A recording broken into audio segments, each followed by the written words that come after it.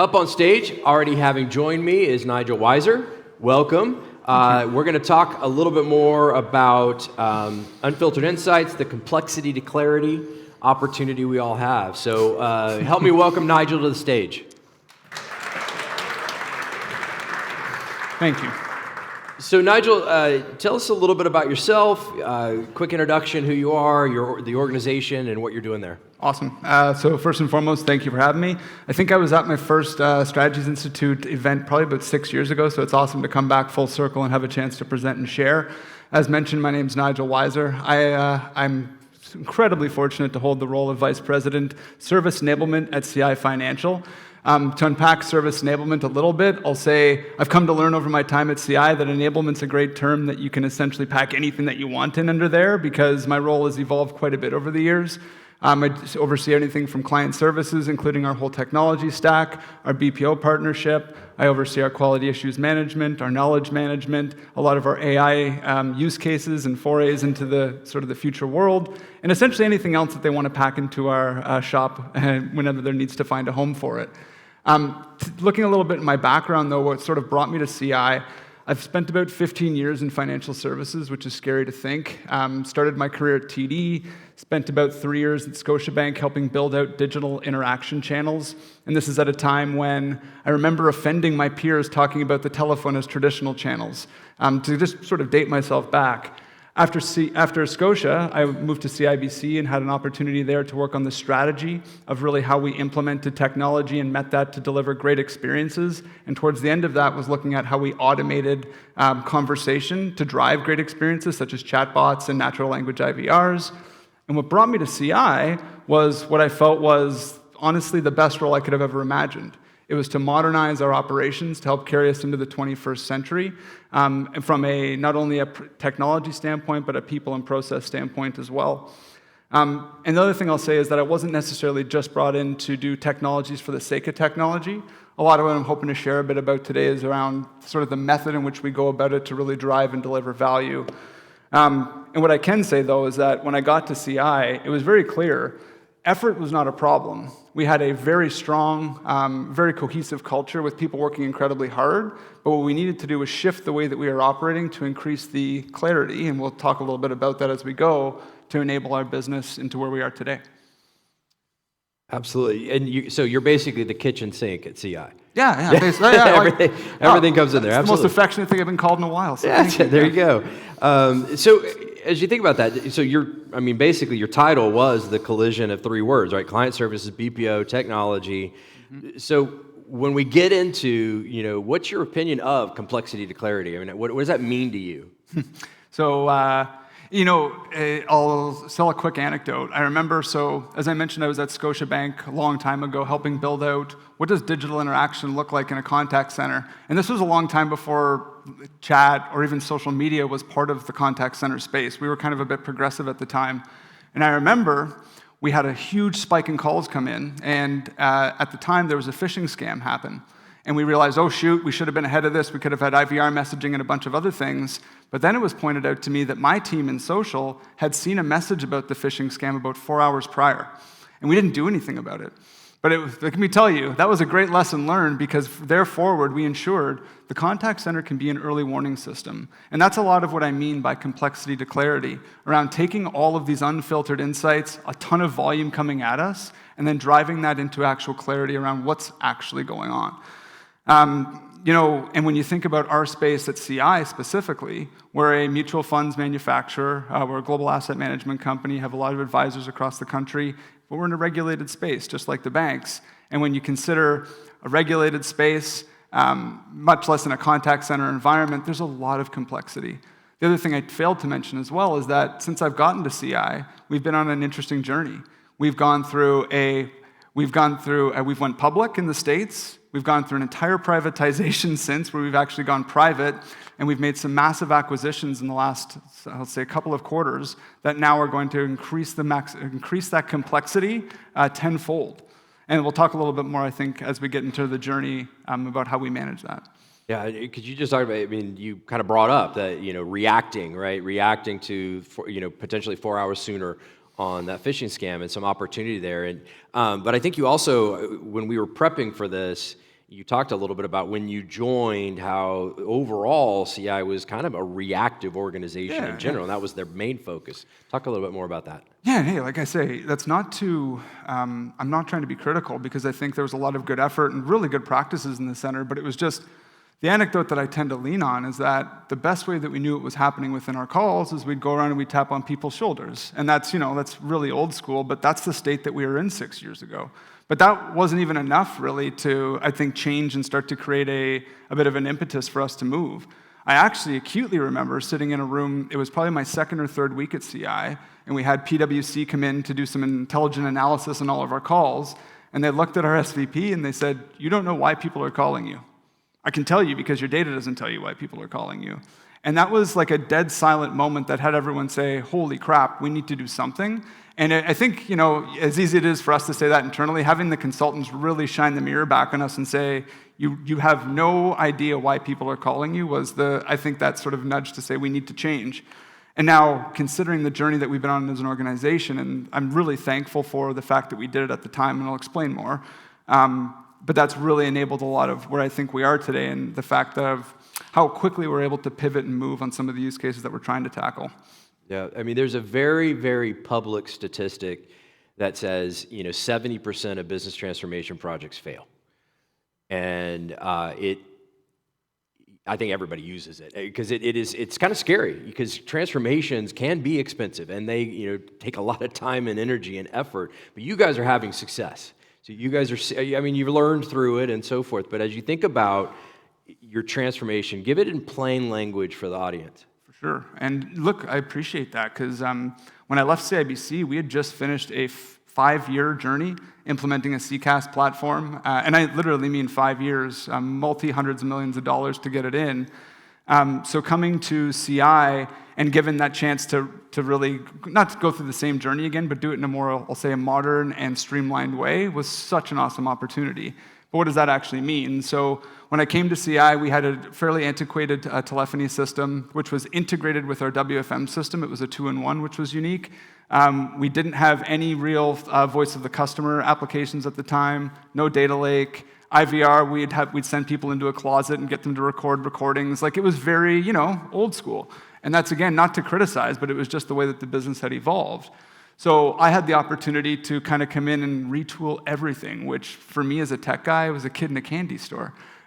We had a chance to implement Amazon Connect before it was cool, before it had all the features that it has today, which we've adopted over time. We brought in, actually, the Canada Life journey this morning almost felt like a repeat of the journey that we went on about 6 years ago, to be completely honest. We implemented Amazon Connect, Calabrio. We built in a full NLP and client listening team, which basically enabled our early warning systems and a lot of the data that we started to turn that complexity into clarity. And another massive enabler was our focus on data. So as we implemented systems like Amazon Connect and Calabrio, there was decisions that we needed to make. Where are we going to store that? And we pushed really hard to ensure that it was all included in the AWS data lake centrally so that we could use it. And the bigger benefits have come after, where we built a multifaceted Tableau. And it doesn't have to be Tableau, it could be Power BI, whatever, but we just built a smart cloud-based dashboard infrastructure, and we did it based on role. So back then, what we did was we looked at the different roles in our contact centers. We started with the SVP, the VPs, the directors, and we started to create specific dashboards for each one based off the data that we were pulling out in live real time. And now the nice part about that was you go from, think about that, right? A center where it's, "Hey, Sean, what was that call you just took?" to now we've got a dashboard in the manager's hands listening to NLP and telling you exactly what calls their whole team took. Or let's flip it on its head and look at one particular agent. Or the other interesting things were we're in a B2B environment, we could start to look at it from an advisor lens. Who has this advisor particularly talked to? Why do they call? What's their relationship with us look like? The data that we started to feed in there in terms of giving us a very clear picture of our reality was night and day. And so, yeah, I guess just to quickly summarize, we had full telephony platforming, full NLP. We also did a full closed loop program as well, which fed into that data. And the other thing I'd be remiss not to talk about, folks, is that all of this technology evolution was on top of as well a massive cultural change and operational change as well. You need to have the right operating model, and you need to have the right people in place in order to drive these things forward. And that was part of the shift that happened when I came in. Service enablement was to truly enable the delivery of service. And I'll say back when I first started was in its truest essence of the title, as we've obviously expanded since. But no, it was really about taking that job and seeing how can we create more value out of these interactions happening in the contact center. Yeah. And to that extent, you even talked a little bit as we were preparing about democratizing knowledge. I mean, because at the end of the day, you've got all this technology, you've got all this capability, but how you teach it, how you train it, how you build it, if that's funneled and siloed into one person or one small group, you're going to be in trouble too. So talk a little bit more about how you did that. It's funny, I failed to mention that one. And it kind of speaks to, coming from a contact center background, we did actually re-platform knowledge, and I'll explain that journey. But as a contact center guy, it was like, oh crap, I guess I got to deal with this too, to be fully honest. But now that we did it and looking back, I'm so thankful. So at the time, I was doing some call listening, just sitting down with agents, trying to assess our technology and where we needed to make change. And it was something that they said to me that stuck with me. And I was like, hey, how is our knowledge tool? And at the time, it was a homegrown HTML solution, which is fine. But it was what they said was, it's pretty good. But the only thing is, you just need to know where knowledge is in order to find it. And I kind of was like, what? And they're like, no, you need to be able to, once you've gotten to it and you found the knowledge, you bookmark it because the search engine doesn't really work and the links aren't always updated and to get there is not great. So it was like, okay, wow, we're not enabling people in this state. But what that helped us to say was, okay, there's definitely a burning platform here and a need to evolve this. So we took it from, at the time, was a centralized model, one small team of, I think, 3 or 4 people that were tasked with overseeing the database, finding out what the answers were to various knowledge articles, if we needed to update them, if they needed to figure out if they were accurate or not, chasing after the people in the organization to try to get answers, or when it came to building new knowledge articles, become an expert real fast. And that's not very effective. So at the time, what we did was we democratized it, like you said, Sean. We took it from that centralized team responsible for all to they were now the governing body, accountable for the oversight of the system. So we brought in a centralized cloud-based knowledge platform that's integrated with our CCaaS. So that's nice from an agent perspective, much easier to access with a working search function. Can you believe it? And then on top of that, what the knowledge team now does is they worry about things like the standards, the templates. How should a knowledge article look? How should it read? We also have built in an automated audit system, and we've assigned knowledge owners to every single article across our enterprise. So now, when an article comes up because peak season's coming in the financial services, and we need to make sure that that's in check, that person who's the expert gets an email in their inbox saying, you need to review this article by X date, or you'll be out of cycle, and then that's when our team comes knocking. But now we have all of that built in and automated, much less feedback loops for our agents. When something doesn't work well, they can let us know, and we have a mechanism to go ahead and change it. Whereas before, it was, like I say, you kind of had breadcrumbs or, like that type of analogy to find it. Well, I mean, you're in essence crowdsourcing your knowledge. You're allowing the teams that are in the weeds doing it to help you with that. And one of that you hit on really clearly too was how things are written is very important. Especially these days now with AI looking at the data, you can't just put big massive spec documents out there and expect it's going to always read it the best way. You've got to program it that way. So still keeping that central group engaged is so important. Well, one thing too, and like in our world, and hey, I say this, I don't know, without hesitation, with hesitation. I'm coming from financial services world and banking where I would happily stand up and say, these calls are complex and really hard. And then I went to the mutual fund space in a B2B world, and holy crap. You're talking highly, highly regulated, and now you're in B2B where you're not talking to an uneducated investor. You're talking to the advisor who's responsible for the multi-millions, and they've got no time to waste. So honestly, you talk about a high-pressure call and the need to find information, accurate information, because the advisor already knows the answer. They're just calling to validate it. Very quickly becomes highly important. So, sorry, just that piece for us. And like I said, at the time, it was like, okay, I guess we'll deal with this. Looking back now and having that system, and we'll start to talk a little bit about how that's going to benefit us in an AI-enabled world. But yeah, super thankful for that clairvoyance of our senior leadership many moons ago. Yeah, you talked about, too, you partnered with CGI. Yeah. So talk a little bit about that partnership and kind of, the pivoting, et cetera, that took place. Well, hey, and like the first thing I'll say was, Imagine me, I'm sitting there, just finished this amazing transformation journey. I'm patting myself on the back for how awesome we are. And then I still remember the day my leader came to me and said, we're about to start a massive partnership with CGI, which is a BPO outsourcing partner. And it was a very employee-focused journey. And in fact, everybody that was at CI at the time has moved over to CGI. So there was not like a roles lost type of situation. But at the time, I was questioning what the heck was going on. And I remember saying, I thought we just finished this journey to modernize our contact center to get us to a great place. What are we doing? But I'll explain a little bit more why I think that makes a lot of sense. When you consider the timing that we did it, this was about 3 years ago. And at that point in time, like I'd mentioned, since I got to CI, we've gone through a lot of change. We have gone public and private somehow. And on top of that, we've made a bunch of acquisitions.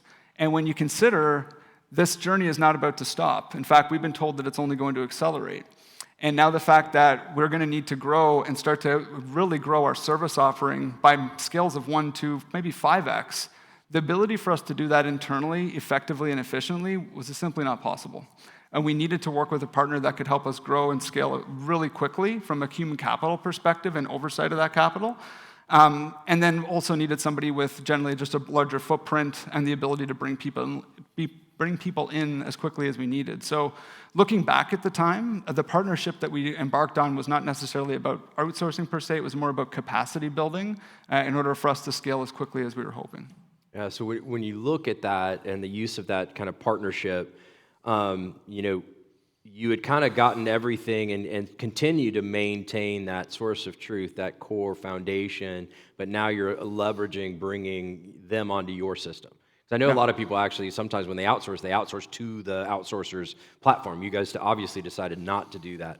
Yeah, what a roller coaster of a spring that was, because we'd sat down, started talking to CGI, working on what was the relationship going to look like and what was going to move over.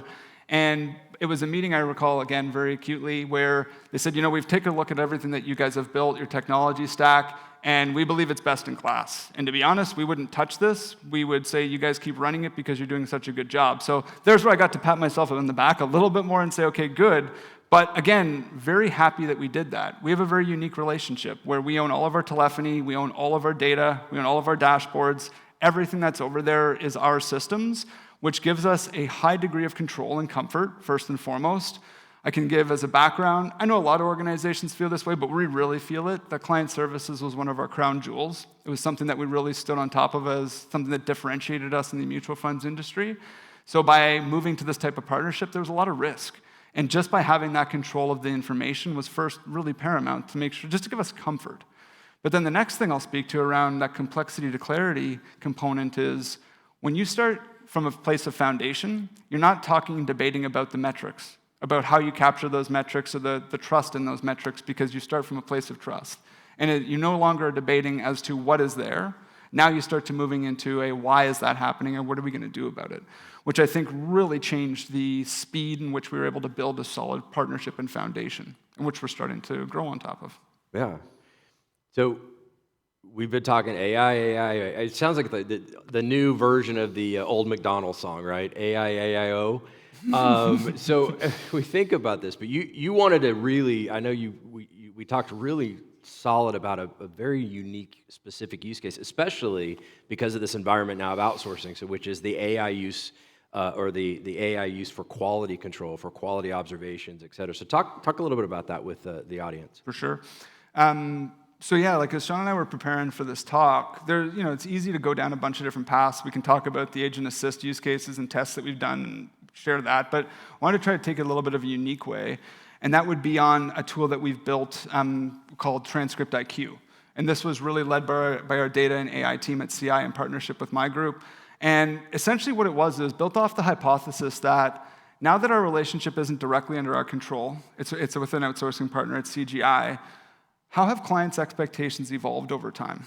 Although KPIs are still showing us the exact same numbers, has that changed in terms of the underlying metric or what that experience feels like?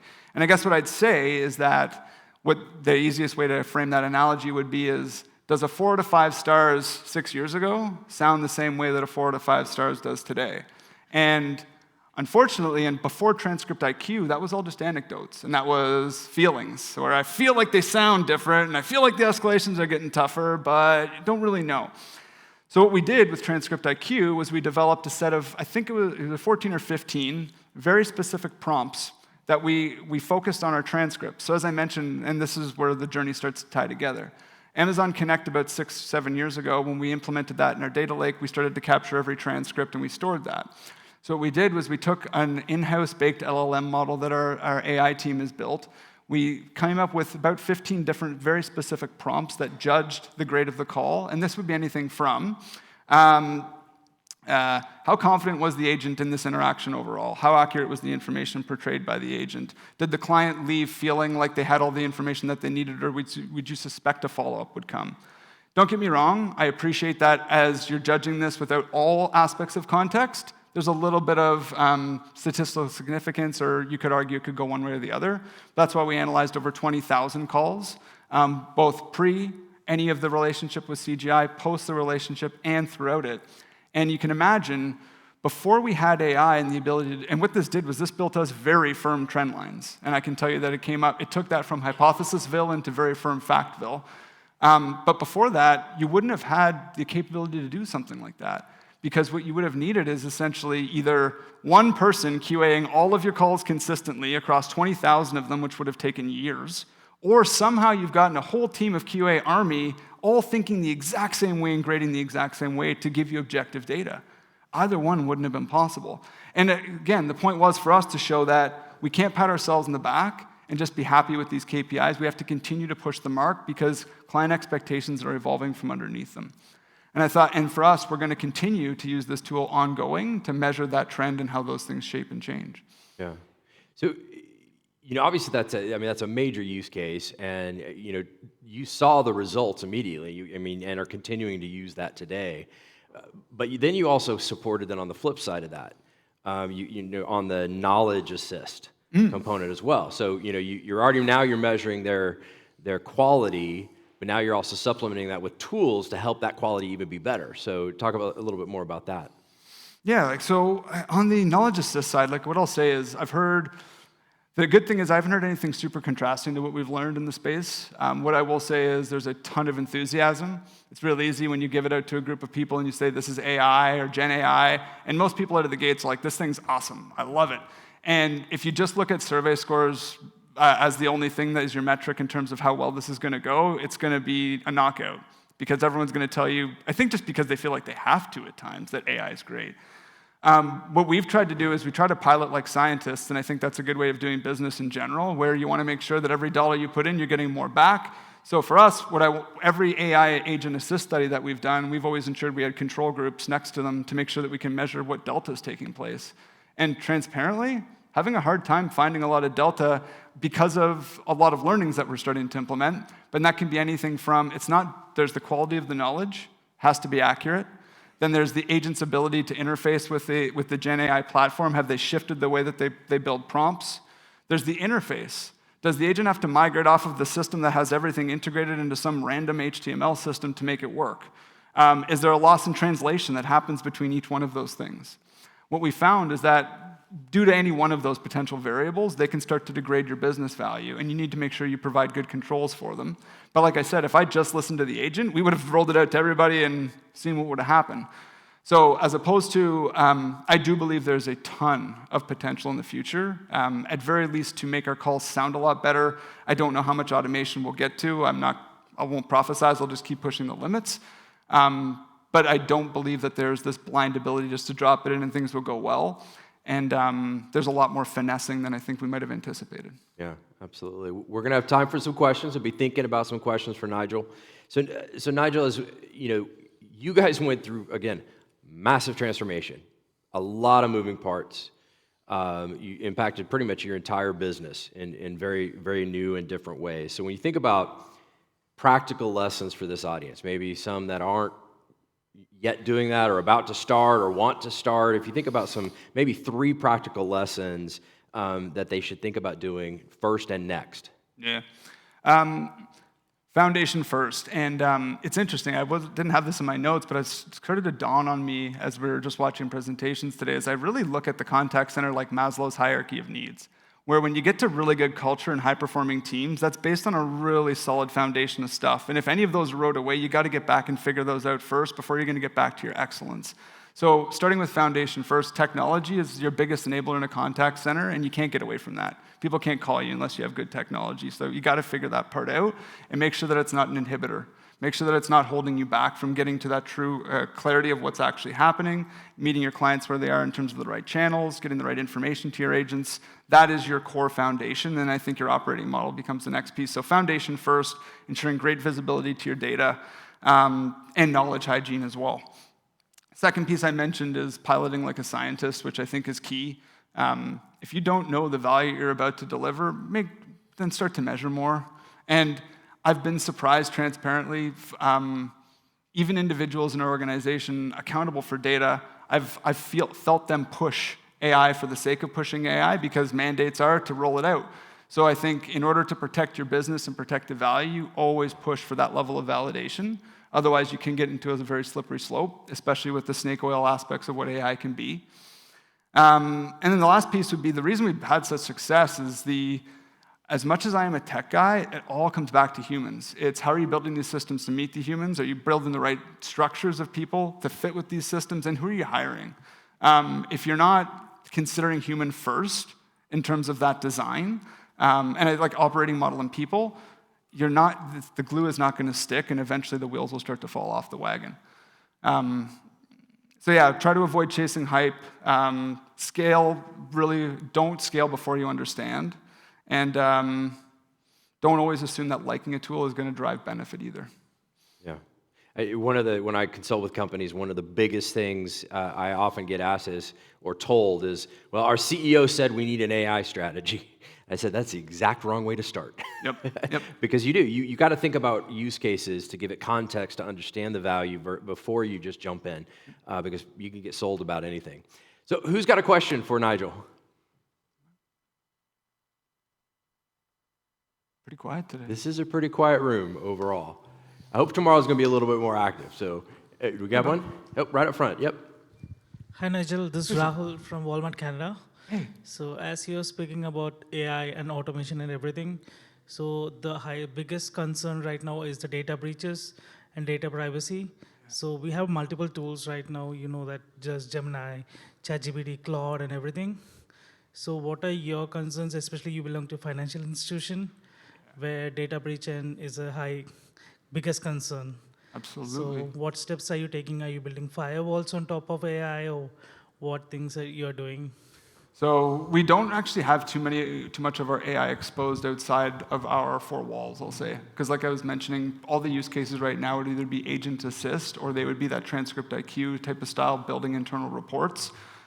We run all of our models whenever we have our proprietary information is through proprietary LLMs and Snowflake. So I can't say I understand all of the stipulations, but I do know from a compliance standpoint, we're well protected and it stays within that walled garden. Other than that, as an organization, like most, we're very nailed down in terms of what we're allowed to use and what we're not. As an organization, we are condoned to use Copilot for anything business related, but outside of that, can't touch it or come close. In fact, I've tried to look up my Google Home cameras at home, and I've been pinged by our IT security team thinking I was trying to access Gemini. So anyway, I know there's a lot of monitoring that goes on, and we've essentially just built our models in a very contained space. Yep. Other questions? I got one more at the back, I think. Oh, sorry, over there.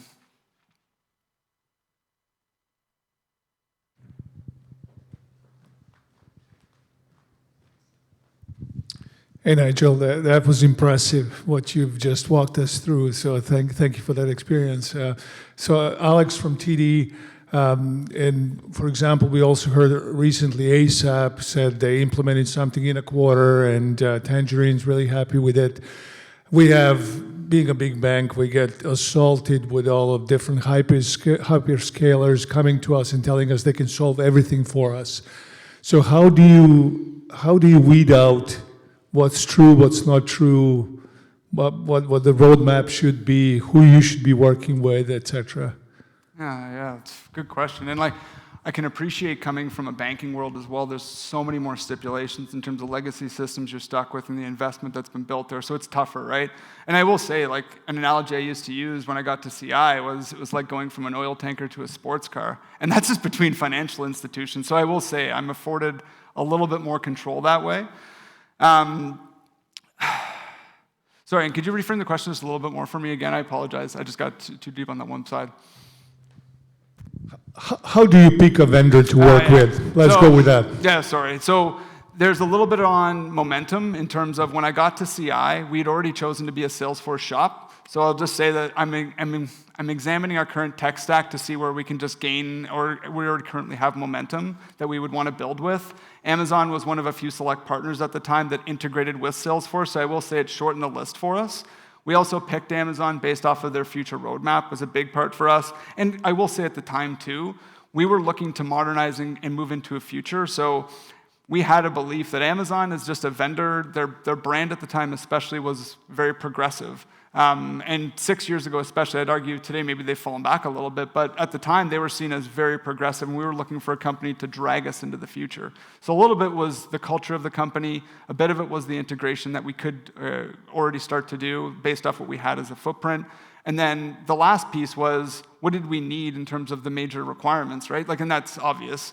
For us, it was about agility, so making sure that we could quickly adjust on the fly. Our prior contact center solution, everything had to be done through the vendor. So putting it in-house and allowing us to make all of our own changes was massive. And for Connect, that paired with the ability to sort of build as you go was another big advantage for us. But let's talk after, and I can just give you some of the other thoughts I had.